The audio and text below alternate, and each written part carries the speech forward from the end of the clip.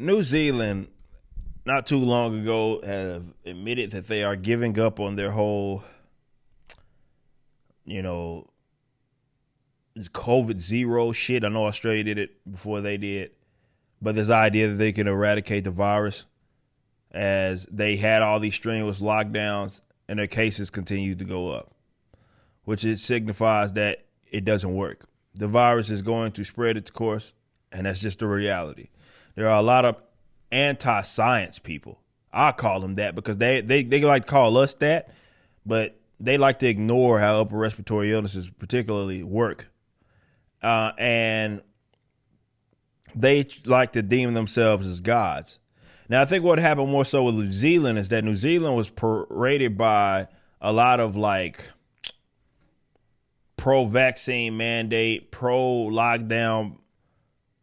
They were heralded as like the people that made it work, right? New Zealand, how they stomped out the virus, right? Oh, they're having concerts again. They're going out and all this other shit till you got locked down again.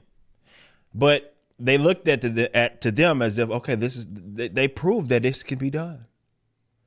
And then, it didn't work.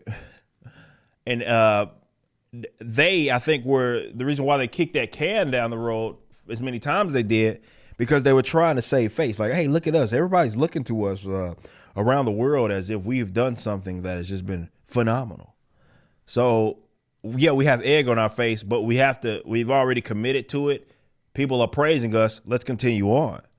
So I'm about to show you guys something here regarding New Zealand and what they are saying and their leaders are saying about them eliminating COVID. Come from Bloomberg, by the way. The House advice has been that to date we've managed to largely control the outbreak, but as you can see with this outbreak and with Delta, the return to zero is incredibly difficult. And our restrictions are long. Let's just say this. It's impossible. That's what it is. It's impossible. It's not that it's incredibly difficult. It's impossible. Are not enough to achieve it quickly. In fact, for this outbreak, it's clear that long periods of heavy restrictions has not got us to zero cases. Oh, no shit. No shit. Yeah, these heavy restrictions and locking people up in their houses, stopping people from moving around unless they are doing something that is deemed as essential, doesn't actually get you to zero case. Amazing that you have now stumbled across this information as if there was nobody telling you this shit long ago. These are the people that are in charge of your countries. But that is okay. Elimination was important because we didn't have vaccines. Now we do. Now you're pivoting. Now that's called, okay, it didn't work. So now we have to try to shift the post now. And now we have vaccines, so it's a little different as to why we can kind of focus on not having zero case. No, your policy was an utter fucking failure. And you wasted people's time, money, effort, and ruined people's lives in the process of your disastrous policy. You don't get to do that. So we can begin to change the way we do things. The elimination strategy has served us incredibly well. How?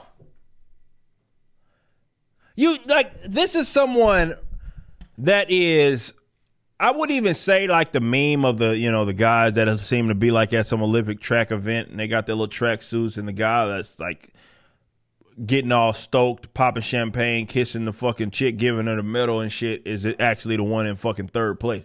Right? This is actually worse than that. Right? This is worse than that. Because what we're seeing with this, and by the way, the guy that's doing the sign language looks like he probably has a few fucking comorbidities. I'm not sure. And I ain't saying that as a disrespect to him. I'm just saying, like, we're talking about, that lets you know that this shit ain't about health, right? As they fucking got a guy up there that is more likely to be subject to some issues with the COVIDs is sitting over there doing your sign language. I just noticed that. I'm actually sorry that that's kind of a bit of a side note, but seriously, it just shows this shit ain't got nothing to do with health. But this chick is trying to take a victory despite being a goddamn failure. But these people are unbelievable. And was the right thing to do. It was the right thing to do for New Zealand, she says, despite admitting, though doing it in a roundabout way, they fucking failed. New Zealand. And 7 weeks ago, entering into the elimination strategy, which is stamp out cases, was the right thing to do. And for now, as we transition, continuing to stamp out cases is the right thing to do. Like, this is a person that is admitting, okay, hey guys, this policy and what we implemented, we said that it was going to do one thing and it's not doing anything in that direction. Yet we're still going to continue to do it. We can't do it for that much longer. You know what's going on in New Zealand. You see people protesting and all of that. But we're going to do it for the sake of, this chick is doubling down on a failure of a policy.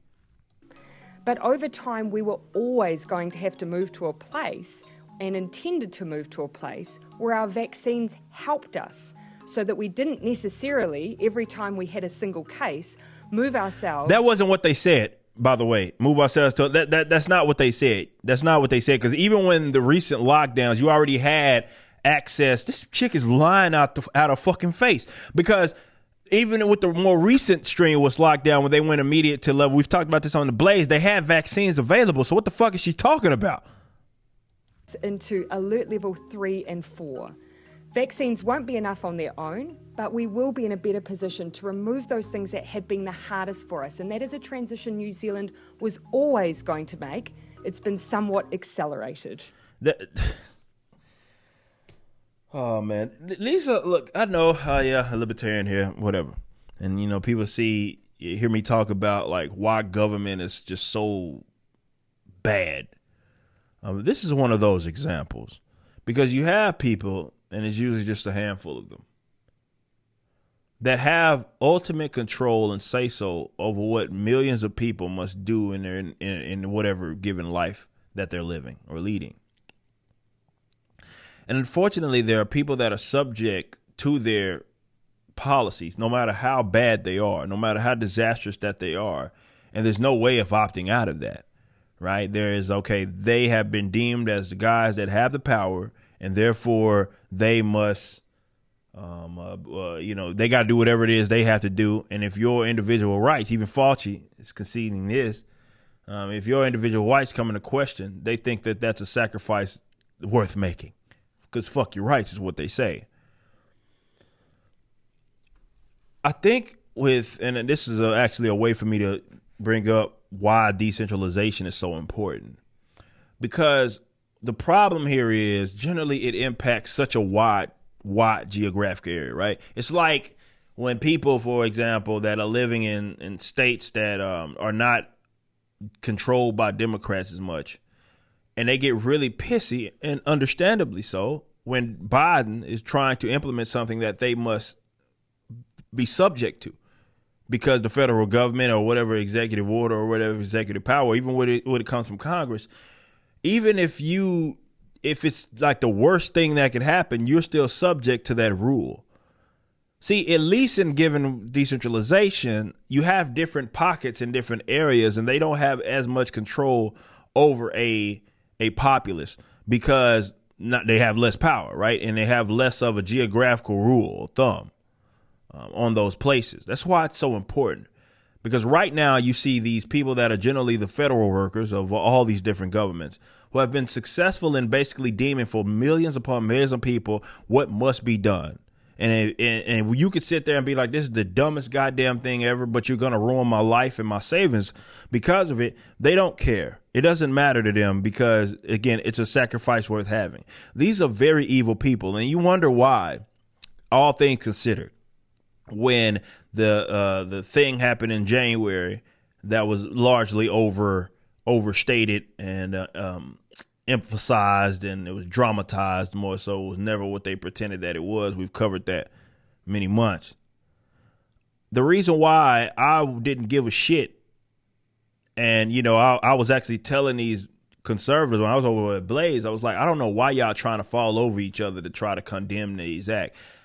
See, the difference between myself and a lot of y'all is that I don't pretend that the criminal class isn't the criminal class, right? That's the difference between myself and a lot of people, people like myself, the difference between us and a lot of others, because whether it be with propaganda and you or what you've been led to believe, maybe it's the public school system, maybe it's because of how you raised, you treat people that are connected to the state as if they are different, right?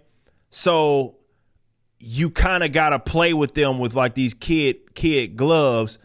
And even if you know they're bad people, you think that anything that happens to them must be something that is, like, I guess, deemed as bad. And the point that I was making is, for one, it's akin to a good gang war that I have no desire to be involved in. But unlike y'all, I refuse. And by y'all, I'm just referring to whoever thinks to the contrary.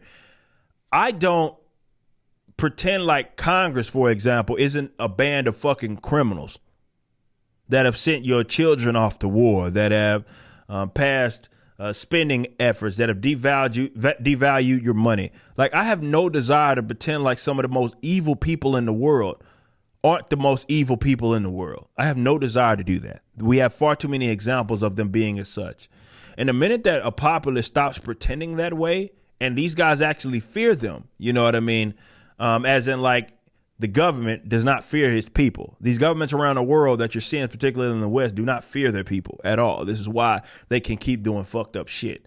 But that a lot of that is allowed to happen because of this, I don't know, culture where people look at people that are connected to the state as if, yeah, you know they're bad, you know they're evil, but they still, you know, you still should treat them as if they aren't.